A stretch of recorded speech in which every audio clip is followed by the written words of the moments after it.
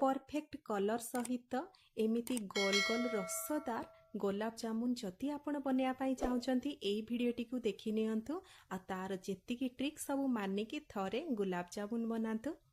ମୁଁ ମଧ୍ୟ ଭାବୁଥିଲି ଗୋଲାପ ଜାମୁନ ବନେଇବା ବହୁତ କାଠିକର ପାଠ, କିନ୍ତୁ ଥରେ ଯେମିତି ବନେଇ ନେଲି ଜାଣିପାରିଲି ବିଲକୁଲ ବି ଏଇ ଟ୍ରିକ୍ ଯଦି ଫଲୋ କରିବି ଆଗକୁ ବି କେବେ ବି ଆପଣଙ୍କର ଗୋଲାପ ଜାମୁନ ଥରେ ବି ଫେଲ୍ ହେବ ନାହିଁ। କୌଣସି ବି ଗୋଲାପ ଜାମୁନ ଫାଟିବ ନାହିଁ, ପୁରା ପରଫେକ୍ଟ ସାଇଜର ହେବ ଆଉ ଭିତରୁ କାଟିଲେ ଏତେ ସ୍ପଞ୍ଜି ରହିବ। ଆପଣ ଥରେ ଏଇ ରେସିପିକୁ ଟ୍ରାଏ କରି ନିଅନ୍ତୁ। भिडियो को प्रथम शेष पर्यंत देखा मोर अनुरोध रहा। नमस्कार, जय जगन्नाथ। मु मो चैनल सीजन्स एंड बाइट्स रे आपण समस्त को स्वागत जनाऊँ।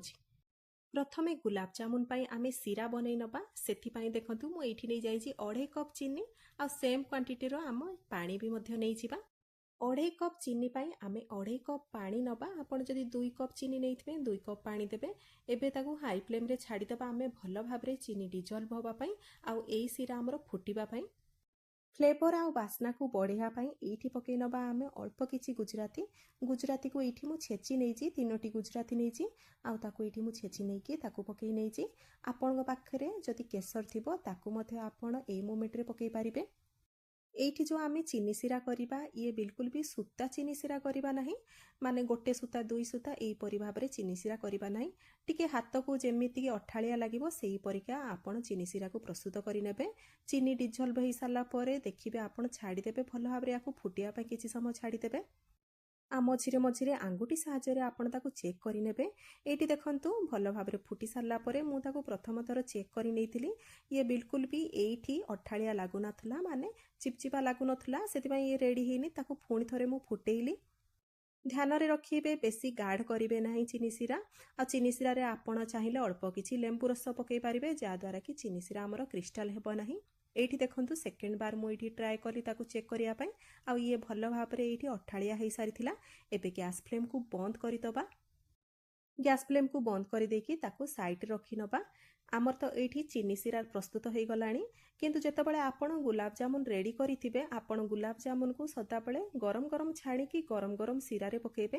देखिबे गुलाब जामुन भलो भाबरे फुलिथिबो। याकू साइड रे रखिबा, किंतु जेतेबेले आमे गुलाब जामुन रे पकेबा याकू नख उषुम परिका गरम करि नबा। एबे चलंतु गुलाब जामुन पाई आमे नेक्स्ट प्रोसेस गुडा करि नबा। देखंतु एठी मु नै जाईची गोटे पैन आ सेइथरे मु देई देईची हाफ कप मिल्क पाउडर, माने अमूल पाउडर देई दबा एठी। एबे ता सहित आमे ऐड करि दबा छोटो दाना वाला सूजी 4 छोटो चामच। आपनको पाखरे जदि बड़ दाना वाला सूजी अछि ताको अल्प परिमाण आपण ग्राइंडिंग करि नेबे पल्स मोड रे आ तापरे ताको ऐड करिवे।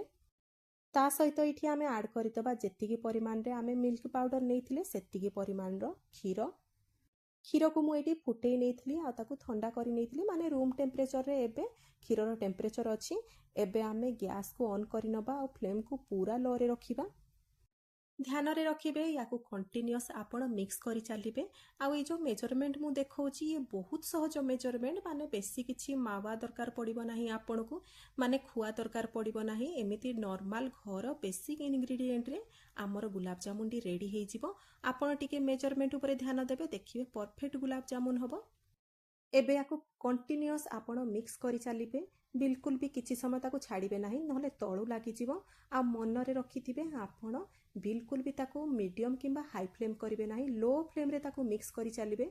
धीरे धीरे देखिबे क्षीर गाढ़ हेई जिवो, माने सूजी फुलिबो आ मिल्क पाउडर सहित ये बढ़िया से क्रीम बेस हेई जिवो। पेशेंसफुली याकू मिक्स करी चलिबे। देखंतु एठी किछि समय मिक्स करी सारला परे आपण एठी देखि पारुथिबे ये धीरे धीरे गाढ़ हेई गलानी, जेहेतु सूजी फुली गलानी आ अमूल मध्य क्षीर रे मिसी गलानी। कंटिन्यूअस आपण एमिति मिक्स करी चलिबे। देखिबे गोटे पॉइंट रे ये पूरा ड्राई हेई जिवो, जेमिति कि आमे अटा दळा प्रस्तुत करंती सेही परिका हेई जिवो। आ एठी देखंतु किछि समय ताकू कंटिन्यूअस चलेला परे आपण एठी देखि पारथिबे कंसिस्टेंसी धीरे धीरे ड्राई पड़ी गलानी। एबे आमे एथिरे पकेई नबा गोटे छोटो चामच देसी घियो। आपनको घरे जदि किए देसी घियो को पसंद करनथुबा आपण गोटे छोटो चामच तेल मध्य पकेई पारिबे। तेल किंबा घियो जदि आपण एई मोमेंट रे ऐड करतेले देखिबे पैन रे आउ लागिबो नाही। ए जो बेस्टी आमे बनौछंती से बिल्कुल भी पैन रे लागिबो नाही। आराम से ये गोटे बढ़िया अटा दळा परिका हेई जिवो। ଆଉ ଏଇଠି ଦେଖନ୍ତୁ କିଛି ସମୟ ଗଲା ପରେ ଇଏ ଗୋଟେ ଗୋଳା ପ୍ରସ୍ତୁତ ହେଇସାରିଲାଣି। ଆଉ ଏଇ ମୋମେଣ୍ଟରେ ଆପଣ ଦେଖିନେବେ ଯଦି କିଛି ଲମ୍ପସ୍ ଥିବ ଆପଣ ପିଠା କଡ଼ିକା ସାହାଯ୍ୟରେ ନହେଲେ କୌଣସି ଟଙ୍କି ସାହାଯ୍ୟରେ ତାକୁ ଟିକେ ଟିକେ ପ୍ରେସ୍ କରିନେବେ। ଆଉ ଗୋଟେ ସ୍ମୁଥ୍ ଗୋଳା ଏଇଠି ତିଆରି ହେଇଗଲାଣି। ଏବେ ଗ୍ୟାସ୍ ଫ୍ଲେମ୍କୁ ବନ୍ଦ କରିଦେବା ଆଉ ୟାକୁ ଥଣ୍ଡା ହେବା ପାଇଁ ଦେବା। ଏବେ ତ ଇଏ ବହୁତ ତାତି ଥିବ, ୟାକୁ ପୁରା ଆମେ ନଖ ଉଷୁମ କରି ନେବା। ଗରମ ଗରମ ଅବସ୍ଥାରେ ଆମେ ହିଁ ନେକ୍ସଟ ପ୍ରୋସେସଟି କରି ନେବା। ଏଇଠି ଦେଖନ୍ତୁ ମୁଁ ଛାଡ଼ି ଦେଇଥିଲି ତାକୁ ଥଣ୍ଡା ହେବା ପାଇଁ। ଇଏ ଭଲ ଭାବରେ ଏଇଠି ଥଣ୍ଡା ହେଇଗଲାଣି, ନଖ ଉଷୁମ ଅଛି। ଆଉ ଏଇଠି ଆମେ ପକେଇ ନେବା ହାଫ୍ କପ୍ ମଇଦା। ମୁଁ ଏଇଠି 2 ଭାଗରେ ମଇଦା ପକେଇଛି, କିନ୍ତୁ ଆପଣ ଟୋଟାଲ ହାଫ୍ କପ୍ ମଇଦା ଏଇଠି ୟୁଜ୍ କରିବେ। ମାନେ ଦେଖିବା ପାଇଁ ଗଲେ ଆମର half cup milk powder, half cup କ୍ଷୀର ଆଉ ହାଫ୍ କପ୍ ମଇଦା ଦରକାର। ଆଉ ତା ସହିତ 4 ଛୋଟ ଚାମଚ ସୁଜି ଦରକାର। ଏସବୁ ଜିନିଷ ସହିତ ଆମେ ପକେଇ ନେବା ଗୋଟେ ପିଞ୍ଚ ବେକିଂ ସୋଢା। ବେକିଂ ପାଉଡର ପକେଇବେ ନାହିଁ, ବେକିଂ ସୋଢା ପକେଇବେ। ବେକିଂ ସୋଢା ପକେଇକି ଯଦି ଆପଣ ଗୋଲାପ ଜାମୁନ କରିବେ, ଗୋଲାପ ଜାମୁନ ଆପଣଙ୍କର ବହୁତ ସଫ୍ଟ ହବ, ନରମ ହବ ଆଉ ସ୍ପଞ୍ଜି ହବ। ତା ସହିତ ଶିରାରେ ପକେଇଲେ ମଧ୍ୟ ଫୁଲିବ। ଏବେ ଦେଖନ୍ତୁ ଏଇ ସବୁ ଜିନିଷକୁ ଆମେ ଭଲ ଭାବରେ ଅଟା ଦଳା ଯେମିତି ପ୍ରସ୍ତୁତ କରନ୍ତି ତାକୁ ସେମିତି ପ୍ରସ୍ତୁତ କରି ନେବା। କିନ୍ତୁ ଗୋଟେ ଫାଇନ୍ ଦଳା ପ୍ରସ୍ତୁତ କରିବେ, ଯେମିତିକି ଦଳାରେ ଆମର କ୍ରାକ୍ ରହିବ ନାହିଁ, ମାନେ ଦଳାଟି ଫାଟିବ ନାହିଁ, ପୁରା ସ୍ମୁଥ୍ ରହିବ। କିନ୍ତୁ ଧ୍ୟାନରେ ରଖିବେ ବେଶୀ ଟାଇଟ୍ କରିବେ ନାହିଁ କିମ୍ବା ବେଶୀ ନରମ କରିବେ ନାହିଁ। ଯଦି ନରମ ବେଶୀ କରିଦେବେ ତାହେଲେ ପୁରା ସେ ଯେତେବେଳେ ଆପଣ ତେଲରେ ପକେଇବେ ସେ ଫିଟିଯିବ। ଆଉ ଯଦି ଆପଣ ଟାଇଟ୍ କରି ନେବେ ସେ ପୁରା ତେଲରେ ଫାଟିଯିବ। ସେଥିପାଇଁ ତାକୁ ଏଇପରି ଭାବରେ ଯେମିତିକି ସେମି ସଫ୍ଟ ଡୋ ବନେଇ ନେବେ। ଆଉ ଏବେ ଆମେ କ'ଣ କରିବା, ଗୋଟିଏ ଗୋଟିଏ ଛୋଟ ଛୋଟ ଗୁଳା ସବୁ ସେଇଥିରୁ ଅଲଗା କରିନେବା।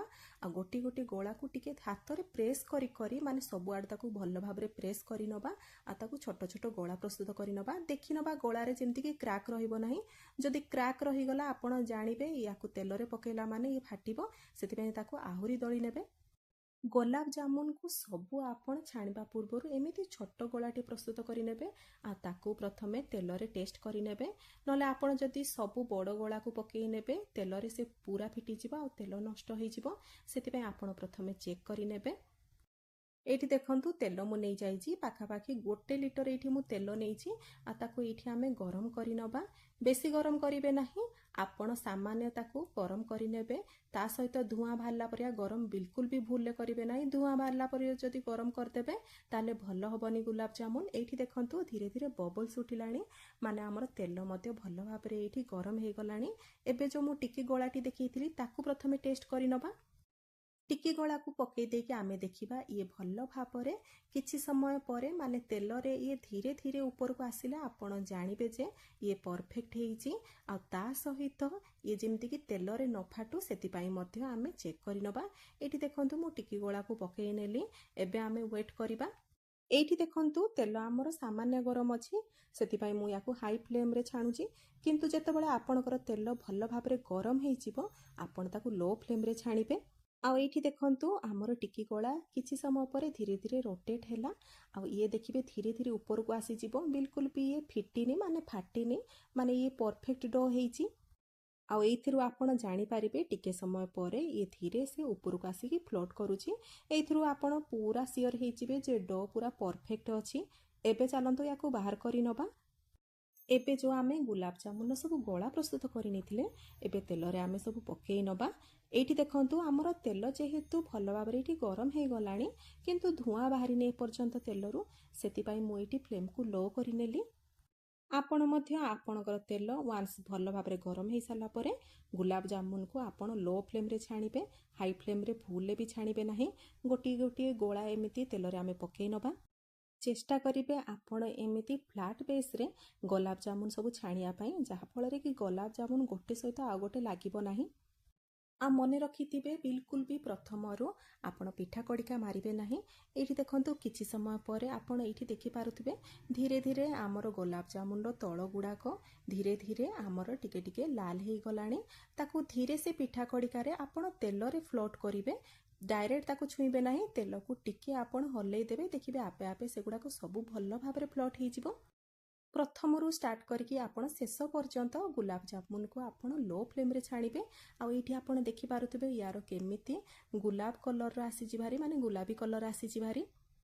ଏଇ କଲର୍ ହିଁ ପରଫେକ୍ଟ ଗୁଲାବ ଜାମୁନ ପାଇଁ।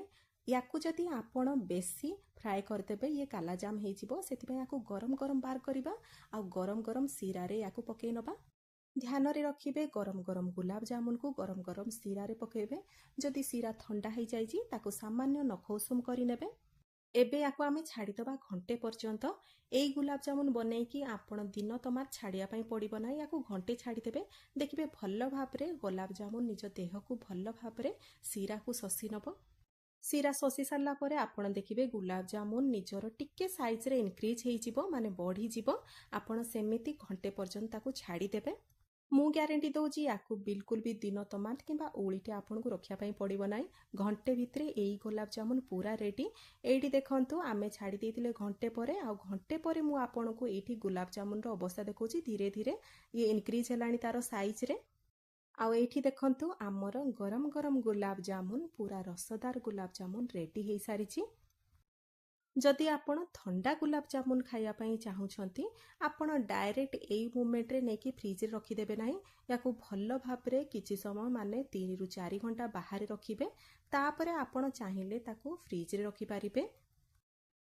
ନହେଲେ ଯଦି ଆପଣ ଏଇ ମୋମେଣ୍ଟରେ ନେଇକିନା ଫ୍ରିଜରେ ରଖିଦେବେ, ୟା ଭିତରେ ଆଉ ଶିରା ପଶିବ ନାହିଁ। ଆଉ ତା ସହିତ ଏଇଠି ଆମର କ'ଣ ହେଇଯିବ, ଗୁଲାବ ଜାମୁନ ଗୁଡ଼ାକ ଟାଣ ହେଇଯିବ। ସେଥିପାଇଁ ଡାଇରେକ୍ଟ ଆପଣ ତାକୁ ନେଇକି ଫ୍ରିଜରେ ରଖିବେ ନାହିଁ। ତାକୁ ଏମିତି 4 ରୁ 5 ଘଣ୍ଟା ନହେଲେ 3 ଘଣ୍ଟା ପର୍ଯ୍ୟନ୍ତ ବାହାରେ ଛାଡ଼ିଦେବେ। ଆଉ ଏଇଠି ଦେଖନ୍ତୁ ଆମର ଗୁଲାବ ଜାମୁନ ସବୁ ରେଡ଼ି ହେଇଗଲାଣି। ଆଉ କେତେ ସୁନ୍ଦର ରଙ୍ଗ ଦେଖାଯାଉଛି। ଏବେ କ'ଣ କରିବା, ୟାକୁ ଗୋଟେ ମୁଁ କାଟିକି ଦେଖେଇବି। କାଟିକି ଦେଖିଲା ବେଳେ ଆପଣ ମଧ୍ୟ ଦେଖିବେ କେତେ ବଢ଼ିଆ ସେ ସଫ୍ଟ ପଡ଼ୁଛି, ମାନେ ଚାମଚରେ ପୁରା ବଟର ପରିକା ଇଏ କଟିଯିବ, ବିଲକୁଲ ବି ଟାଣ ରହିବ ନାହିଁ। ଆଉ ଭିତର ବି ଆପଣ ଦେଖିପାରିବେ ବହୁତ ବଢ଼ିଆ ସେ ଶିରା ଶୋଷିଛି, ଆଉ ବହୁତ ନରମ ମଧ୍ୟ ରହିବ ଏଇ ଗୋଲାପ ଜାମୁନ। ନିହାତି ଏ ରେସିପିକୁ ଟ୍ରାଏ କରନ୍ତୁ। ଭିଡ଼ିଓଟି ଭଲ ଲାଗିଥିଲେ ଲାଇକ୍ଟେ ନିହାତି କରିବେ। ମୋ ଚ୍ୟାନେଲକୁ ପ୍ଲିଜ୍ ସବସ୍କ୍ରାଇବ୍ କରନ୍ତୁ। ଫେସବୁକ୍ ପେଜରେ ଦେଖୁଥିଲେ ପେଜଟିକୁ ଫଲୋ କରନ୍ତୁ। ପୁଣି ଏମିତି ନୂଆ ରେସିପି ନେଇ ଆସିବି। ନମସ୍କାର, ଜୟ ଜଗନ୍ନାଥ।